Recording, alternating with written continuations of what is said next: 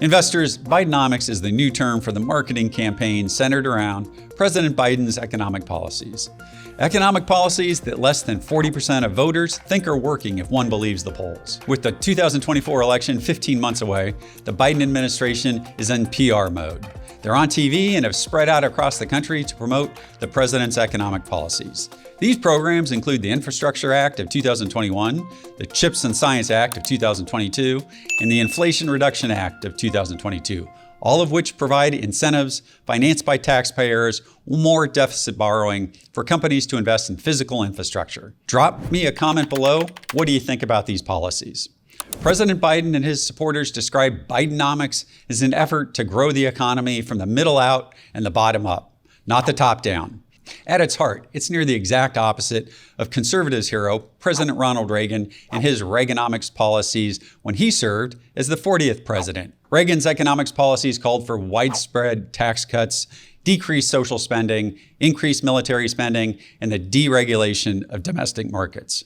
It's become widely referred to as trickle-down economics. Largely based on the principles of supply-side economics and trickle-down theory, Reaganomics proposed that tax decreases, especially for corporations, stimulate economic growth. If the expenses of corporations are reduced, then growth they provide in their savings trickle down to the rest of the economy, spurring overall growth. That was the theory. Reagan regarded government intervention as friction on economic growth that reduced economic incentives and distorted market signals. He introduced measures to reduce government interference to spur free markets and cut out many levels of government power and oversight. On the other hand, he did expand government spending on the military. Reagan removed price controls on oil and gas, reduced restrictions on the financial service industry, and relaxed the enforcement of the Clean Air Act. The Department of Interior also opened large areas of public land for oil drilling.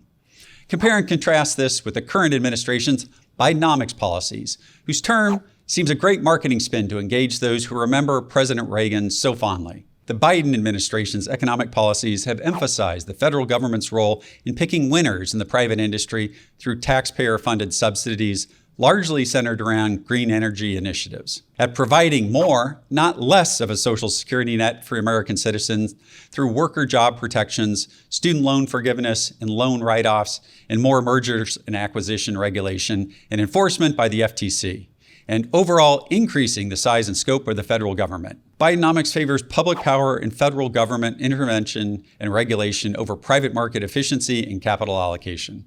Investors, I know which policies I personally favor between Bidenomics and Reaganomics as a taxpayer and voter. However, that isn't my job as an investment manager.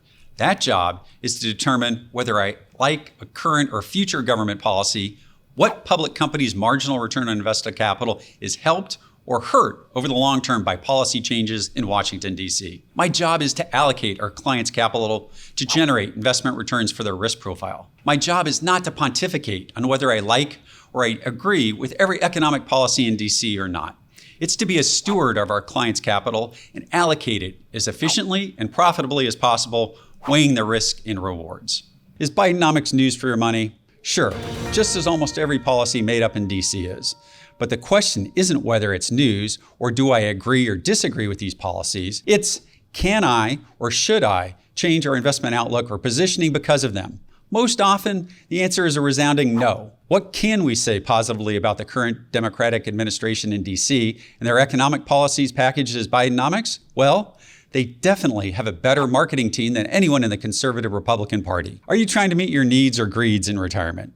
Give us a call here and schedule an initial consultation with an Oak Harvest advisor.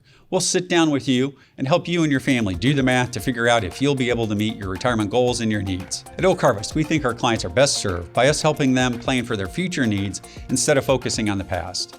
The future is always uncertain, and that's why our advisors and retirement planning teams plan for your retirement needs first and your greed second. Give us a call to speak to an advisor and let us help you craft a financial plan that helps you meet your retirement goals. Call us here at 877-896-0040 and schedule an advisor consultation. We're here to help you on your financial journey into and through your retirement years. I'm Chris Perras, and from the whole team here at Oak Harvest, have a blessed week.